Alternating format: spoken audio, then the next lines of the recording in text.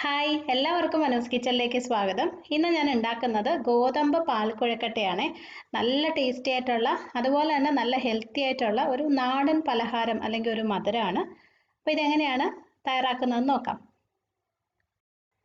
ആദ്യം നമുക്ക് കുറച്ച് ശർക്കരപ്പാനി ഉണ്ടാക്കണം. അപ്പോൾ ഒരു 1/2 കപ്പ് ശർക്കര ഇട്ടിട്ടുണ്ട്. ഇതിനകത്തോട്ട് ഒരു 1/2 കപ്പ് വെള്ളവും കൂടി ഒഴിച്ചിട്ട് നമുക്കിതൊന്ന് ഉരുക്കിയെടുക്കാം. ശർക്കരയുടെ അളവ് നിങ്ങൾക്ക് വേണമെങ്കിൽ കുറയ്ക്കാം കേട്ടോ. മധുരം കുറച്ച് മതിയെന്നുണ്ടെങ്കിൽ അതിനനുസരിച്ച് ശർക്കരയുടെ അളവ് കുറച്ച് ചേർക്കാം. അപ്പോൾ ഇതൊന്ന് ഉരുകി വരട്ടെ. പക്ഷേ ശർക്കര പാനി റെഡി ആയിട്ടുണ്ട്. നമുക്ക് സ്റ്റൗ ഓഫ് ചെയ്ത് മാറ്റി വയ്ക്കാം. ഇനി ഒരു പാനിൽ ഒരു കപ്പ് ഗോതമ്പ് പൊടി ഇട്ട് ഏറ്റവും ചെറിയ തീയിൽ വെച്ച് ഇതൊന്ന് മൂപ്പിച്ചെടുക്കാം. ഒരു 1-2 മിനിറ്റ് ചെറിയ ഫ്ലെയിമിൽ വെച്ചിട്ട് ഒന്ന് ഇളക്കി എടുത്താൽ മതി. ഗോതമ്പ് ചെറുതായിട്ടൊന്ന് മൂത്ത ഒരു മണം വരും. കരിഞ്ഞു പോകാതെ ശ്രദ്ധിക്കണം കേട്ടോ. അപ്പോൾ എപ്പോഴും ഫ്ലെയിം കുറച്ച് വയ്ക്കാൻ ശ്രദ്ധിക്കാം. ഇപ്പോൾ ഗോതമ്പ് പൊടി ഒന്ന് മൂത്ത് വന്നിട്ടുണ്ട്. ചെറിയൊരു മണം വരുന്നുണ്ട്. അപ്പോൾ നമുക്ക് സ്റ്റൗ ഓഫ് ചെയ്യാം. എന്നിട്ട് ഇത് വേറൊരു ബൗളിലോട്ട് മാറ്റി വയ്ക്കാം. ഈ പാനിൽ തന്നെ വെക്കരുത്, കാരണം നല്ല ചൂടായതുകൊണ്ട് ചിലപ്പോൾ പാനിലിരുന്ന് കൂടുതൽ മൂത്ത് പോകാനുള്ള ചാൻസ് ഉണ്ട്. അതുകൊണ്ട് മാറ്റി വയ്ക്കാം. അപ്പോൾ ഗോതമ്പ് പൊടി ഞാനിവിടെ ഒരു ബൗളിലോട്ട് എടുത്തിട്ടുണ്ട്. ഇതിനകത്തോട്ട് ഒരല്പം തേങ്ങ ഇട്ട് കൊടുക്കുക. ഒരു ചെറിയ പിടി തേങ്ങയാണ് ഞാൻ ചേർക്കുന്നത്. പക്ഷെ അങ്ങനെ കറക്റ്റ് അളവില്ല, ഇച്ചിരി കൂടുതൽ വേണമെങ്കിൽ നിങ്ങൾക്ക് ചേർക്കാം. ആദ്യം ഇത് രണ്ടും കൂടി നന്നായിട്ടൊന്ന് മിക്സ് ചെയ്യാം. ഇനി ഇതിനകത്തൊന്ന് കുറച്ച് പൊടി, ഒരു 2 ടേബിൾ സ്പൂൺ പൊടി ഞാൻ വേറൊരു ബൗളിലോട്ട് എടുത്തിട്ടുണ്ട്. ഇത് നമുക്ക് പിന്നെ ആവശ്യമുണ്ട്. അപ്പോൾ ഇത് മാറ്റി വയ്ക്കാം. ഇനി ബാക്കിയുള്ള പൊടിയിൽ കുറച്ച് സാധനങ്ങൾ ചേർക്കണം. 1 ടീസ്പൂൺ നെയ്യ്, നല്ലൊരു ഫ്ലേവറിനായിട്ടാണ് നെയ്യ് യൂസ് ചെയ്യുന്നത്, ഇല്ലെങ്കിൽ ഒഴിവാക്കാം. ഒരല്പം ഉപ്പ്, 1/4 ടീസ്പൂൺ ഉപ്പ്, 1/4 ടീസ്പൂൺ ജീരകം, നമ്മൾ തോരനൊക്കെ ചേർക്കുന്ന ചെറിയ ജീരകമാണ്, 1/2 ടീസ്പൂണോളം ഏലക്ക പൊടിച്ചത്. ഇത്രയും കൂടി ചേർത്ത് നന്നായിട്ടൊന്ന് മിക്സ് ചെയ്യാം. ഇനി ഇതിനകത്തോട്ട് കുറച്ചായിട്ട് ചെറിയ ചൂട് വെള്ളം ഒഴിച്ചിട്ട് നമുക്കിത് കുഴച്ചെടുക്കാം. ഒരു ചപ്പാത്തി മാവിനേക്കാളും ഒരല്പം കൂടി സോഫ്റ്റ് ആയിട്ടുള്ളൊരു മാവായിട്ട് വേണം കുഴച്ചെടുക്കാൻ. ചെറിയ ചൂടുവെള്ളം ഉപയോഗിക്കണം.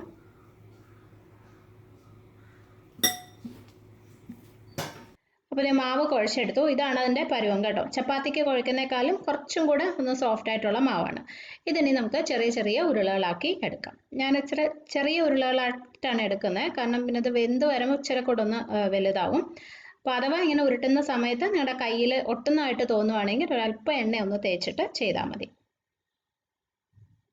അപ്പോൾ ഗോതമ്പെല്ലാം ഇതുപോലെ ഉരുട്ടി വെച്ചിട്ടുണ്ട് ചെറിയ ബോൾസ് ആയിട്ട്. ഇത് നമുക്കിനി വേവിച്ചെടുക്കണം.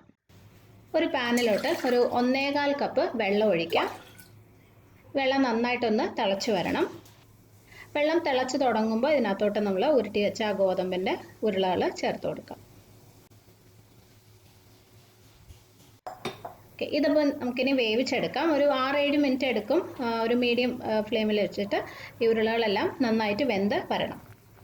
അപ്പോൾ ഗോതമ്പ് പിടിയെല്ലാം ആവശ്യത്തിന് വെന്തിട്ടുണ്ട്. ഞാൻ പറഞ്ഞ പോലെ ഒരു 6-7 മിനിറ്റ് എടുക്കുള്ളൂ. ഓക്കെ, ഇനി ഇതിനകത്തോട്ട് നമുക്ക് ശർക്കര പാനി ചേർത്ത് കൊടുക്കാം. അപ്പോൾ നമ്മൾ നേരത്തെ റെഡിയാക്കി വെച്ച ശർക്കര പാനി ഒന്ന് അരിച്ച് ചേർക്കാം. ഇനി ഇതൊരു 5 മിനിറ്റ് കൂടി നമുക്ക് അടച്ചു വെച്ച് വേവിക്കാം. ഈ ശർക്കര പാനി ഈ ഗോതമ്പ് ഉരുളകളിലോട്ട് നന്നായിട്ടൊന്ന് പിടിച്ചു വരണം. ആ സമയത്ത് നമുക്ക് കുറച്ച് തേങ്ങാപ്പാലൊന്ന് റെഡിയാക്കി വെക്കണം.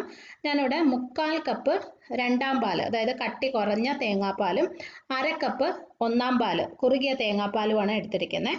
അപ്പോൾ ആദ്യം ഈ രണ്ടാം പാലിലോട്ട് 3/4 കപ്പ് കട്ടി കുറഞ്ഞ തേങ്ങാപ്പാലിലോട്ട് ഞാൻ ആദ്യം നമ്മൾ മാറ്റി വെച്ച ഗോതമ്പ് പൊടി ഉണ്ടല്ലോ, ഗോതമ്പ് പൊടിയും തേങ്ങയും കൂടി മിക്സ് ചെയ്ത് വെച്ചത് അതിട്ട് കൊടുക്കാം. ഇത് ചേർത്ത് മിക്സ് ചെയ്യുമ്പോഴാണ് നമ്മുടെ ഈ പാൽപ്പിടി നന്നായിട്ട് കുറുകി വരുന്നത്.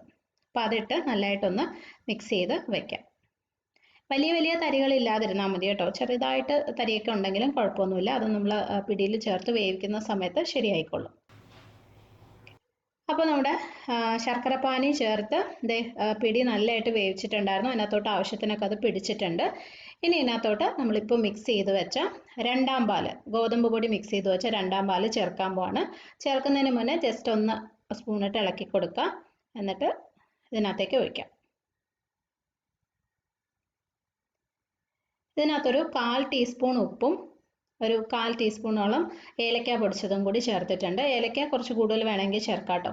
ഇനി ഇത് നമുക്ക് കുറച്ച് നേരം ഒന്ന് ഇളക്കി കൊടുക്കാം. ഒരു 2-3 മിനിറ്റ് ഇങ്ങനെ ഇളക്കുമ്പോൾ ഇത് നന്നായിട്ട് കുറുകി വരും. ചെറിയ തീയിൽ വെച്ച് ചെയ്താൽ മതിയേ.